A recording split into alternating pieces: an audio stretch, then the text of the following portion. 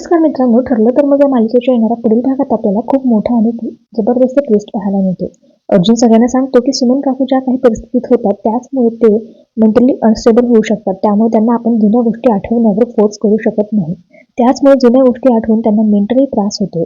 तर इकडे घरात कल्पना आता भांडे चेक करू लागते. तर त्यांचं जेवण नसतं त्यात. कल्पना विचार करते की सायली तर बोलली होती की मी जेवण बनवून गेली आहे. खरं तर सायली जेवण बनवून गेलेली असते. पण मात्र ते सर्व काही जेवण पार्सल करून जे आहे ते प्रियाने कचऱ्यात फेकलेलं असतं.